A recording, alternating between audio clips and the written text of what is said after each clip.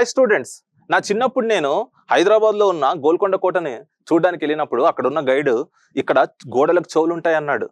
ఒక మహల్లోకి తీసుకెళ్లి మా ఫ్రెండ్స్ని ఒక కార్నర్లో నిలబెట్టి నన్ను ఇంకో కార్నర్లో పెట్టి మాట్లాడమన్నాడు. అక్కడ మాట్లాడితే ఇక్కడ వినబడుతుంది, ఇక్కడ మాట్లాడితే అక్కడ వినబడుతుంది. ఆపోజిట్ కార్నర్స్లో ఈ కార్నర్లో నిలబెట్టి ఈ కార్నర్లో మాట్లాడమంటే వినబడుతుంది. చూడొచ్చు ఇక్కడ ఈ వీడియో. ఫైన్. సో అది చూసిన తర్వాత నాకు చాలా ఫ్యాసినేటింగ్గా, ఇంట్రెస్టింగ్గా, మైండ్ బ్లోయింగ్గా అనిపించింది. దాని తర్వాత తెలిసింది ఏంటంటే గోడలకు చెవులు ఉండడమో, చేతులు ఉండడమో, కాళ్ళు ఉండడమో కాదు, దాని వెనకాల ఫిజిక్స్ కాన్సెప్ట్స్ ఉన్నాయని తెలిసింది. సో మనం ఇక్కడ ఏం చేద్దామంటే ఇక్కడ దీంట్లో ఉన్న ఫిజిక్స్ కాన్సెప్ట్ని మనం ఐడెంటిఫై చేద్దాం. సో దీన్ని ఏమంటారంటే ఫిజిక్స్లో విస్పరింగ్ గ్యాలరీస్ అంటారు. సో మనం ఏం చేద్దాము, ఈ విస్పరింగ్ గ్యాలరీస్లో ఉన్న కీ ఫిజిక్స్ కాన్సెప్ట్ని మనం స్టెప్ బై స్టెప్ అర్థం చేసుకుందాం. ఫైన్. ఇక్కడ చూడండి, వేవ్ రిఫ్లెక్షన్ అండ్ కర్వేచర్ రెండు విషయాలు. ఫైన్. ఇక్కడ డయాగ్రామ్ చూడండి. ఇక్కడ మీరు ఇక్కడ పైన ఆ మహల్లో పైన చూస్తే ఇలా కర్వేచర్ ఉంటుంది. ఫైన్. మీరు ఇక్కడ ఒక కార్నర్లో నిలబడి మాట్లాడారనుకోండి, ఇక్కడ మౌత్ ఉంది, అక్కడ ఇయర్ ఉంది, అక్కడ మీరు మాట్లాడుతున్నారు, ఈ చివరిలో మీ ఫ్రెండ్ ఉన్నాడు. సో ఏమవుతుందంటే మీరు మాట్లాడేది it is taking multiple reflections వెళ్ళి అక్కడ చేరుతుంది. ఎందుకు? ఇలా కర్వేచర్ ఉంది కాబట్టి. Fine. So reflection and curvature. So in the whispering gallery, sound waves strike the curved walls at the shallow angles and reflect along the walls. Adi. The curved geometry of the structure ensures that the waves remain confined to the surface and propagate over the long distance. Adi ila curved ga undadam valla daani gunda eltu untayi multiple reflections ayi. మరి reflections అయినప్పుడు రెండు రకాల effects ఉంటాయి.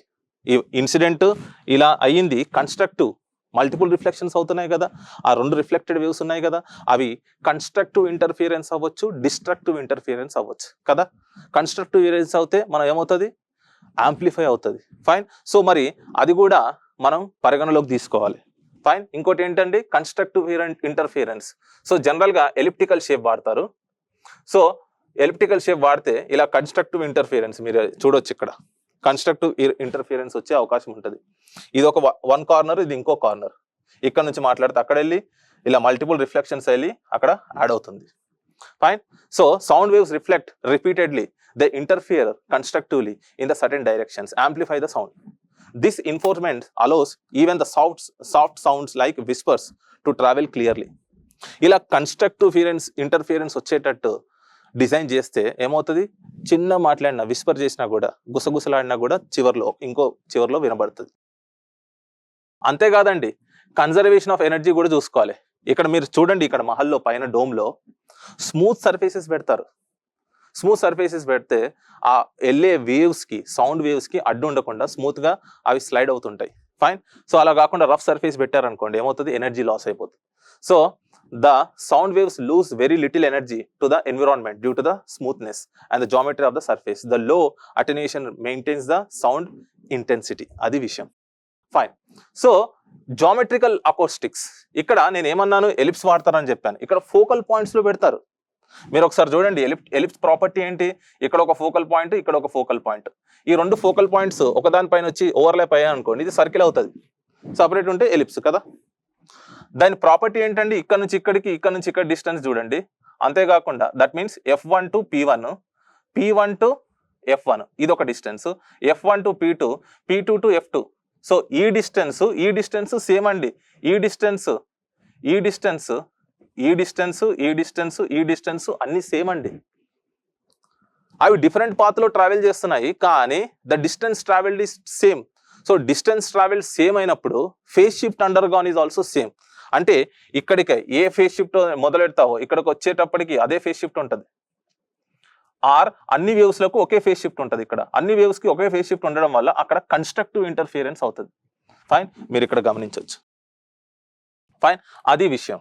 So in elliptical galleries the shape ensures that sound originating from one focus reflects off the walls and converges at the other focus making it audible. అది విషయం.